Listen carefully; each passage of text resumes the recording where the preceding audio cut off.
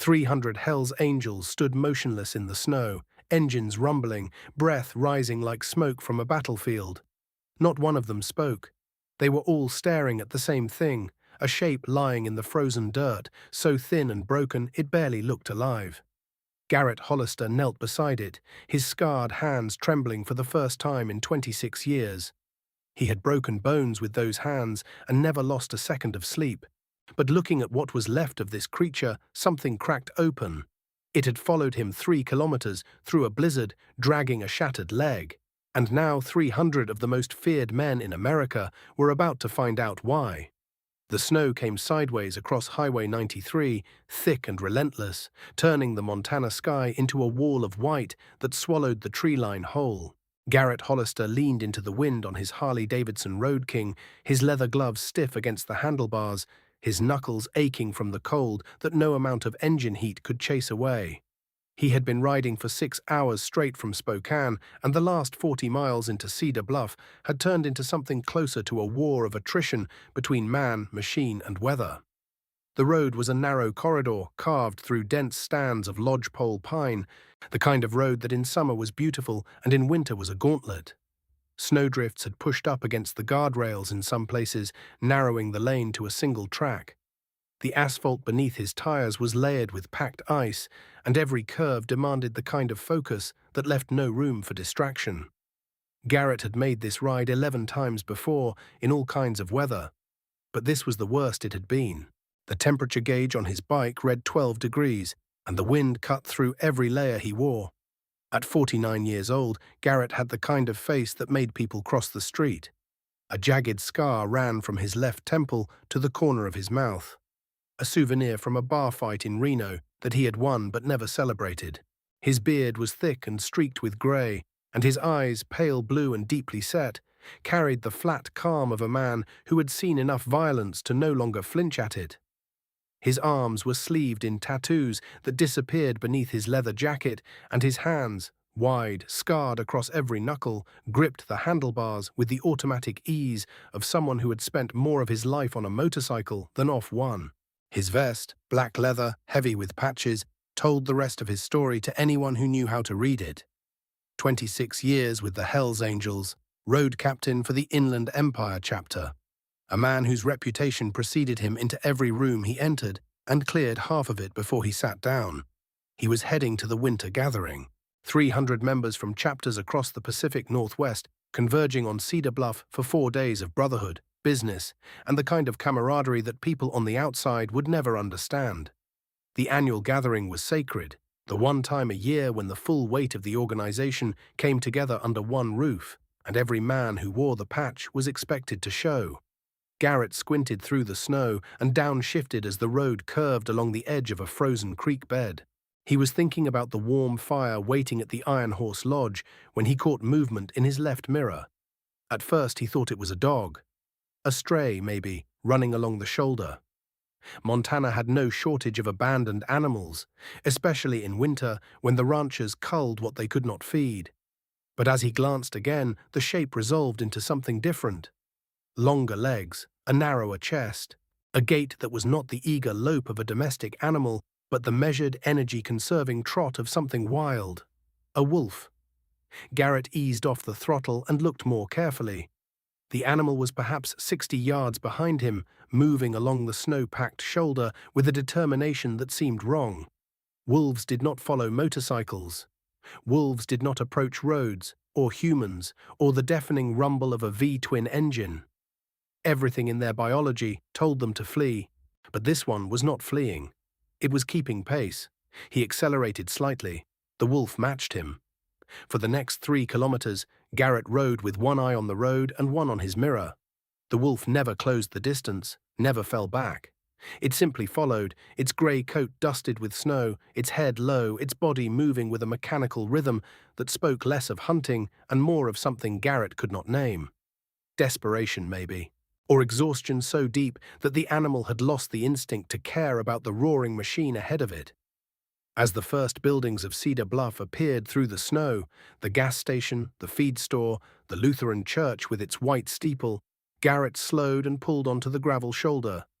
He killed the engine and sat in the sudden silence, his breath clouding in the frigid air. He turned in his seat and looked back. The wolf had stopped. It stood at the edge of the tree line, maybe 100 yards behind him, perfectly still. Even at that distance, Garrett could see what was wrong. The animal's ribs were visible beneath its coat, sharp ridges pressing against fur that should have been thick and lustrous in midwinter, but instead hung loose and dull. Its left hind leg bore no weight, hovering an inch above the snow. The wolf's eyes, amber, unblinking, were fixed on him, not with aggression, not with the calculated assessment of a predator, with something that Garrett, despite every hard year he had lived, recognized immediately. It was the look of a creature that had run out of options. He sat there for a long moment, the cold biting through his leather, the snow settling on his shoulders. Then he turned the key, kicked the engine back to life, and rode into Cedar Bluff. He did not look back again, but the image of the wolf, gaunt, injured, standing alone in the white emptiness, followed him like a second shadow all the way to the lodge. The Iron Horse Lodge sat at the end of a dirt road 2 miles east of Cedar Bluff, a sprawling timber frame building that had once been a hunting resort and now served as the gathering point for every Hell's Angel between Seattle and Billings. The parking lot was already thick with motorcycles when Garrett arrived, rows of chrome and black metal standing in the snow like monuments to a way of life that most of America feared and none of it understood. Inside, the lodge was warm and loud.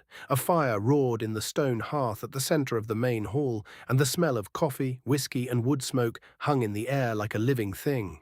The wooden beams overhead were dark with decades of smoke, and the trophy mounts on the walls, elk, mule deer, a massive bighorn ram, watched the proceedings below with glass eyes that caught the firelight.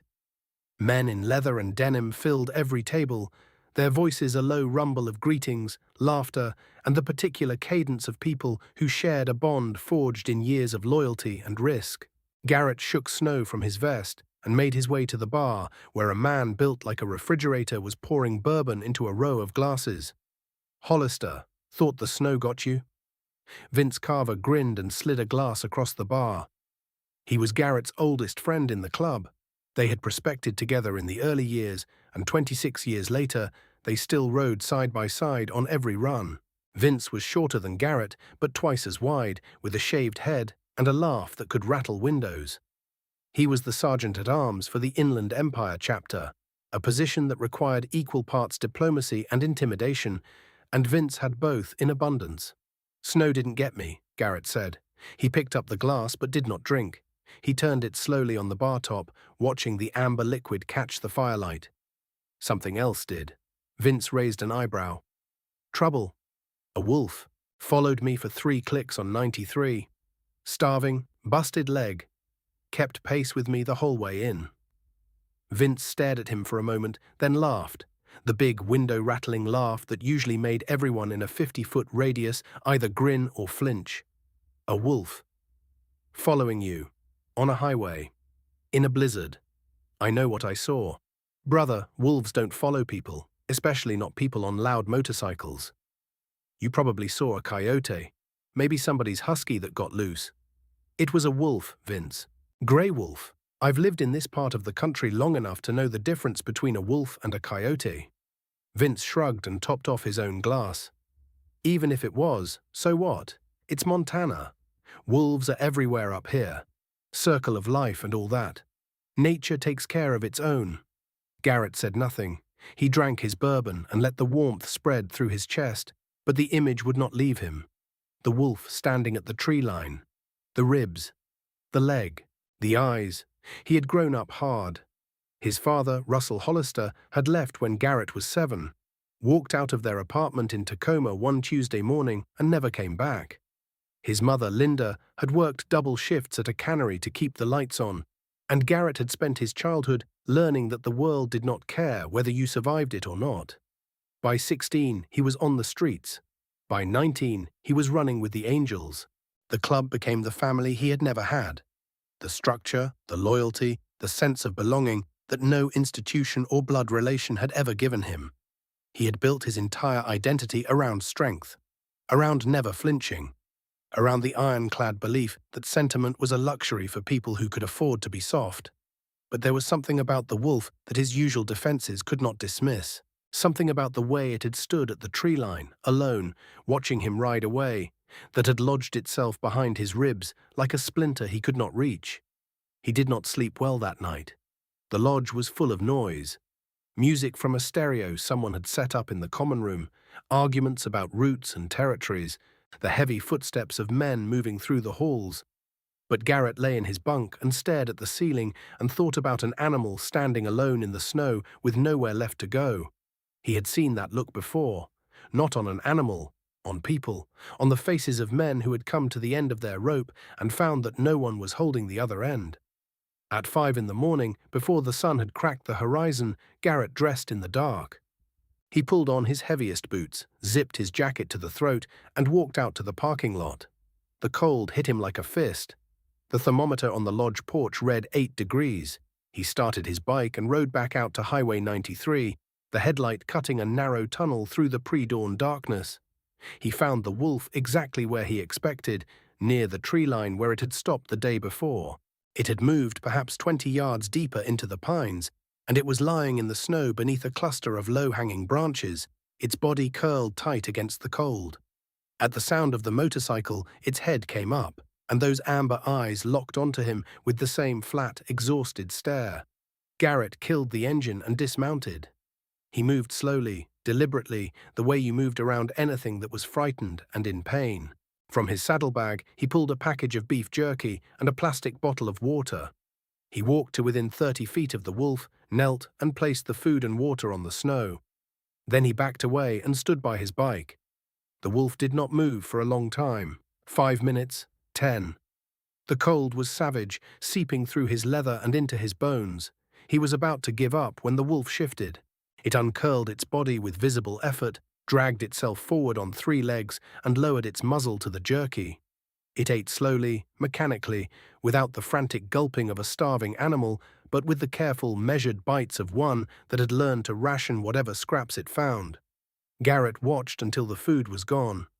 Then he started his bike and rode back to the lodge. He did not tell anyone where he had been. But by the time he walked through the door and poured his first coffee, he already knew he was going back. He went back that afternoon carrying a paper bag from the Cedar Bluff General Store, 2 pounds of raw ground beef, a package of chicken thighs, and another bottle of water. The clerk, a thin woman named Dorothy Eames, had looked at his vest and his scar and had rung up the purchase without a word, her eyes flicking to the door as if calculating the fastest route out of her own store. The wolf was in the same spot, curled beneath the same cluster of low branches where it had been that morning. It lifted its head when Garrett approached but did not rise. Its muzzle was crusted with ice, and its breathing was shallow and labored in the freezing air. He placed the food closer this time, 20 feet instead of 30, and backed away to his usual distance. The wolf waited, watching him with an alertness that seemed to cost it enormous effort, its ears flattened and its body rigid. Then it dragged itself forward and ate. Garrett could see the injury more clearly now. The left hind leg was not merely sprained or bruised. It was broken. The bone had healed improperly at some point in the past, leaving the limb twisted at an angle that made it useless for running, for hunting, for any of the things a wolf needed its legs to do. The animal had been surviving on whatever it could scavenge. Rodents, perhaps, or carrion frozen in the snowdrifts. But winter in Montana was unforgiving, and scavenging was not enough. It was starving to death by inches. Garrett sat on his bike and watched the wolf eat and felt something shift inside his chest. It was not pity exactly. Pity was passive. This was something harder, something with edges. It was the recognition of a creature fighting to survive against odds that were already decided, and the refusal to accept that nothing could be done about it. He rode back to the lodge and found Vince in the main hall, playing cards with 2 members from the Bozeman chapter. "I need to talk to you," Garrett said. Vince looked up from his hand. "About?" "The wolf." Something in Garrett's tone made Vince fold his cards without argument.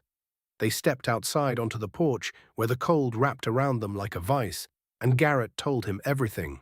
The broken leg, the starvation, the way the animal had eaten with the slow care of something that had been hungry for a very long time. Vince listened. He was quiet for a while after Garrett finished, which was unusual for a man who always had something to say. "What do you want to do?" Vince asked. "I want to get it help, a vet, a wildlife rescue, something." "Garrett. Brother."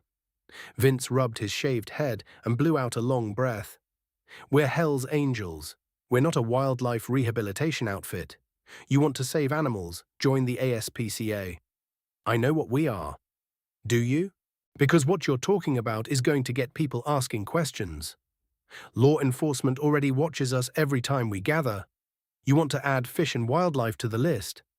Garrett had thought about this. He knew the risks. The Hells Angels operated in a perpetual state of surveillance.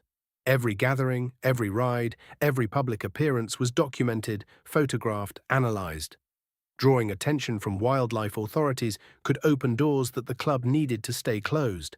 It was a practical concern, and Vince was right to raise it.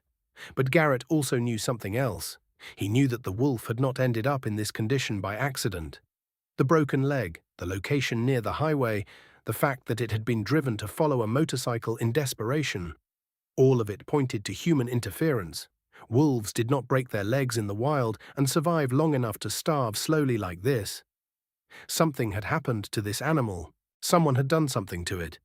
He was about to say this when a voice behind them cut through the cold air. "What wolf?"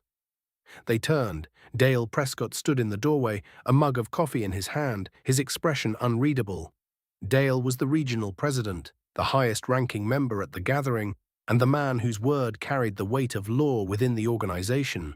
He was 56 years old, lean and weathered, with silver hair pulled back in a ponytail and pale green eyes that missed nothing. He had led the Northwest chapters for 11 years, and in that time he had earned a reputation for two things: absolute fairness and absolute intolerance for anything that put the club at risk. Garrett told him. All of it. The ride in, the wolf following him, the broken leg, the starvation. Dale listened without interrupting, sipping his coffee, his eyes fixed on the snow-covered mountains in the distance. When Garrett finished, Dale was quiet for a long time. "You think someone did this?" Dale said. It was not a question. "I think that leg didn't break itself." Dale nodded slowly. "There's a man named Roy Pemberton, runs cattle about 4 miles south of here. He's been setting illegal traps on public land for years. Steel-jaw leg-hold traps, the kind that are banned in most states. BLM has cited him twice, but nothing sticks. He's got friends on the county commission." Garrett felt his jaw tighten. "You think it was his trap?" "I think a wolf with a leg, broken in exactly the way a steel-jaw trap breaks them, found within 5 miles of Roy Pemberton's ranch, is not a coincidence." Dale took a long drink of his coffee and looked at Garrett with those pale green eyes. "But that's not the question. The question is what you're going to do about it, and whether it's going to bring trouble to 300 of my brothers." The silence stretched between them. Garrett could feel Vince watching him, waiting. He could feel the weight of the question, not just Dale's question, but the larger one beneath it, the one that asked whether compassion was a weakness, whether caring about something that could not fight for itself was a luxury that men like them could not afford. "I'm going to help it," Garrett said, "with or without the club." Dale studied him for a moment. Then he turned and walked back inside without another word. Garrett stood on the porch in the freezing air and wondered if he had just ended his career in the only family he had ever known. The next morning, Garrett rode out to the wolf alone. What he found made him pull his bike to a stop so hard the rear tire skidded on the ice. The wolf had moved, or tried to. It had dragged itself about 50 yards from its spot under the pines, following the scent of something that had led it to the edge of a frozen drainage ditch. And there, half buried in the snow, was a steel-jaw leg-hold trap. The trap was old, rusted at the hinges, but its jaws were still sharp enough to crush bone. It was anchored to a metal stake driven into the frozen ground, and beside it, scattered in the snow, were the remains of a bait pile, rotting chicken carcasses, their smell masked by the cold but potent enough to draw a desperate, starving animal. The wolf had not stepped into this trap. It had been caught in one before, that much was certain now, and some deep, visceral memory of pain had stopped it short. It lay in the snow 3 feet from the steel jaws, its body trembling, its amber eyes fixed on the bait it could not reach without risking the agony it had already survived once. Garrett stared at the trap. Then he stared at the bait. Then he looked at the wolf, and something inside him that had been coiled tight for 49 years finally broke loose. He pulled the trap from the ground with his bare hands, the frozen metal burning his palms through his gloves. He hurled it into the drainage ditch. Then he knelt and opened the bag of food he had brought and placed it where the bait pile had been. The wolf watched him with rigid intensity, its body pressed against the snow, its breath coming in thin, rapid clouds. Garrett backed away. The wolf did not move toward the food. He understood. The animal had learned to associate that exact spot with danger. Even with the trap gone, even with fresh food in front of it, the fear was deeper than hunger. Fear had kept it alive this long, and it would not abandon that instinct for the promise of a meal. Garrett picked up the food and moved it 20 feet to the left, away from where the trap had been. He retreated to his bike and waited. It took 15 minutes. The wolf dragged itself to the new location and ate. When Garrett returned to the lodge, he did not go to his bunk. He did not go to the bar. He walked into the main hall, where 300 Hell's Angels were gathered for the evening session, the full assembly that took place on the second night of every winter gathering.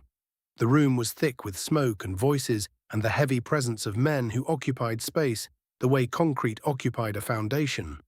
Dale Prescott called the meeting to order.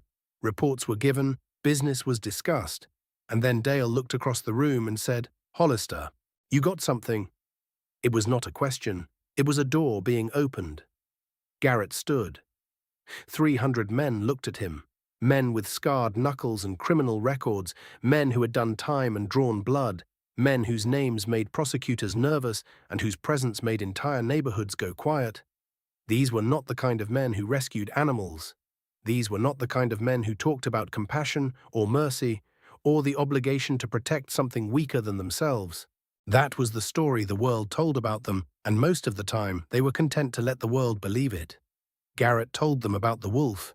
He did not embellish. He did not make speeches about morality or responsibility. He described what he had seen: the broken leg, the starvation, the illegal traps, the bait piles, the animal lying in the snow 3 feet from steel jaws because it had learned that food came with pain. He described Roy Pemberton's traps, and Dale's confirmation that the man had been setting them for years with impunity while his friends on the county commission looked the other way. He described the wolf's eyes and what he saw in them, and what it meant that a wild animal had been so broken by human cruelty that it would follow a roaring motorcycle down a highway rather than face another day alone. Then he said, "I'm going back for it tomorrow. I need someone who knows how to handle an injured animal, and I need a way to get it to a facility that can fix what's broken. I'm asking for help. If nobody wants to give it, I'll go alone." The silence that followed was the loudest thing Garrett had ever heard. Then a man in the back stood up. Nolan Marsh.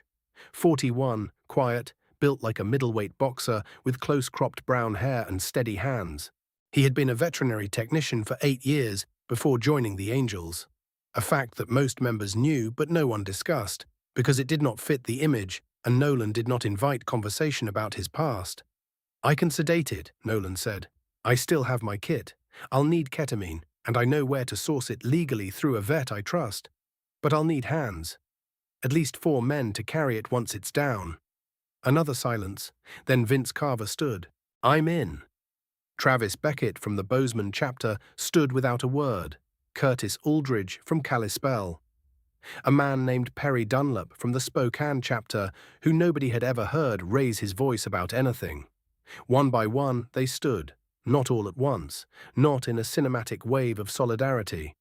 Slowly, individually, each man making a private decision that had nothing to do with obligation and everything to do with something they could not have articulated if asked. Within 5 minutes, the entire room was standing. 300 men. Dale Prescott looked at Garrett across the hall. His expression had not changed. But he nodded once, and when he spoke, his voice carried the quiet authority of a man who had led for over a decade and had never needed to shout. "We ride at 7, full formation. Nolan, get your supplies. Hollister, you're on point." The room erupted, not in cheers, that was not their way, in movement. in purpose. Men checking gear, making calls, pulling on boots. The machinery of the organization, built for rides and runs, and the logistics of moving 300 motorcycles across state lines turned its full focus to a single starving wolf on a frozen roadside in Montana. And Garrett Hollister, who had spent 26 years building a reputation on hardness, stood in the middle of it and felt, for the first time he could remember, that he was exactly where he was supposed to be. They rolled out of the Iron Horse Lodge at 7 sharp, 300 motorcycles in a column that stretched half a mile down the dirt road and onto Highway 93. The sound was enormous, a rolling thunder of engines that shook the snow from the pine branches and sent vibrations through the frozen ground. Cars pulled to the shoulder. A county sheriff's cruiser sitting at the Cedar Bluff intersection watched the procession pass and did not move. Garrett rode at the head of the column, Vince on his left. Nolan Marsh in a borrowed pickup truck carrying blankets, a portable stretcher, medical supplies, and a locked case containing the sedative. The morning was clear and brutally cold, 4 degrees, with a wind chill that made exposed skin burn within minutes. The sky above the mountains was the pale, empty blue of deep winter. They reached the spot in 12 minutes. Garrett raised his fist, and the column stopped, engines idling, exhaust rising into the frigid air. He dismounted and walked toward the tree line with Nolan and Vince. Behind them, 300 men sat on their bikes and watched. The wolf was there. It lay in a shallow depression in the snow, its body curled, its head resting on its front paws. At the sound of 300 motorcycles, it had lifted its head, but it did not run. It did not have the strength. It simply watched as 3 men approached through the snow. Nolan moved with the calm efficiency of someone who had done this many times before. He prepared the sedative, loaded the syringe into a jab stick, and approached the wolf at an angle, keeping his movements slow and predictable. The wolf growled, a low, rattling sound that vibrated with exhaustion rather than threat. Nolan extended the jab stick and administered the injection. The animal flinched, snapped at the air, tried to rise, its broken leg buckled, and it collapsed back into the snow.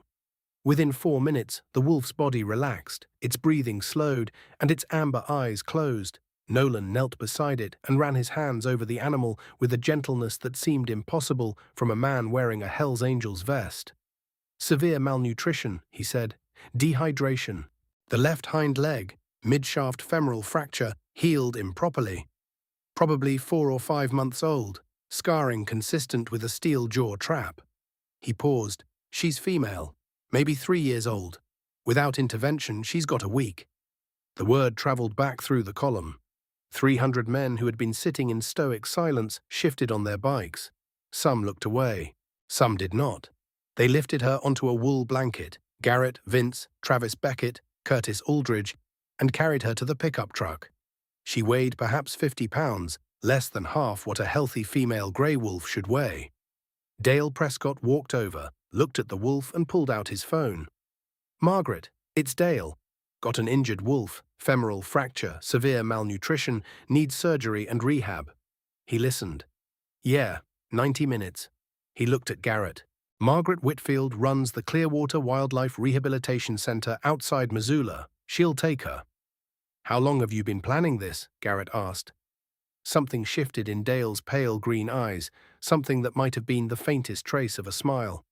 "Since the night you told me about the traps. I've got documentation on Pemberton's operation, photos, GPS coordinates. Sent it to the BLM Regional Field Office yesterday, anonymously." He paused. "Just because we're outlaws doesn't mean we tolerate cruelty." The column followed the truck to Missoula, all 300 riding in formation through the Montana winter. When they pulled into the Clearwater facility's parking lot and filled it completely, Margaret Whitfield, a small woman in her 60s with steel-grey hair, stood outside and watched her compound disappear behind a wall of chrome and leather. Her expression went through alarm, confusion, and disbelief before settling on something close to wonder. Nolan carried the wolf inside. Margaret's team took over. X-rays, IV fluids, blood work. The imaging confirmed a mid-shaft femoral fracture with secondary infection. Surgery was possible, recovery was possible, but it would take months. "Who's paying for this?" Margaret asked. Dale handed her an envelope without a word. Cash, enough to cover the surgery, rehabilitation, and 6 months of care. She looked at the envelope, then at the 300 men behind him. "You're not what I expected," she said quietly. "Nobody ever is," Dale replied. In the weeks that followed, word spread through the slow channels of small-town conversation. The cashier told her husband. The husband told his co-worker. Within a month, everyone in a 50-mile radius knew what 300 Hells Angels had done. Some were skeptical. Others found themselves reconsidering assumptions they had carried for years. The woman at the gas station, who had always locked her doors when motorcycles passed, stopped locking them. Roy Pemberton was cited by the Bureau of Land Management for illegal trapping. His traps were confiscated, he was fined $12,000, and his friends on the county commission discovered that friendship had limits when photographs and GPS coordinates appeared in a federal report. Garrett visited the Clearwater facility 3 times during recovery. Each time he stood outside the enclosure and watched through the wire mesh. The surgery had been successful, a steel rod held the femur together, and the wolf was learning to walk again. She did not recognize him. She did not come to the fence. She was a wild animal, and whatever connection Garrett had felt on that snowy highway was his alone, a human interpretation that, for the wolf, had been nothing more than the desperate arithmetic of survival. He understood this, and it did not diminish what he felt. The wolf did not need to recognize him. It did not need to be grateful. It needed to be alive and whole and free. That was enough. In late March, when the snow had melted and the first green shoots pushed through the mud along the creek beds, the wolf was released into the Bitterroot Wilderness. Garrett rode out alone, hiked 2 miles to the release site, and stood behind a line of trees. The transport crate opened. The wolf emerged, her coat thick and silver gray in the filtered sunlight. She lifted her nose to the wind, tested the air, and then ran, all 4 legs carrying her into the wilderness, with a speed and grace that seemed impossible for an animal that had been lying broken in the snow 3 months before. She did not look back. Garrett watched until she vanished into the trees. On the ride home, the highway was empty and the mountains were blue against the spring sky. He thought about the men who had carried a dying wolf to safety, about Dale's envelope and Nolan's steady hands, and Vince standing up in a room full of outlaws to say 2 words. About the world's assumption that leather meant cruelty, that patches meant violence, that men who rode these roads were incapable of tenderness. About how wrong the world was. The leather and the scars and the reputation, they were still there. They would always be there. But underneath them, in the place where the hard years had built their walls, something new had taken root. Not softness, not weakness, something fiercer than both. The understanding that the strongest thing a man could do was protect what could not protect itself.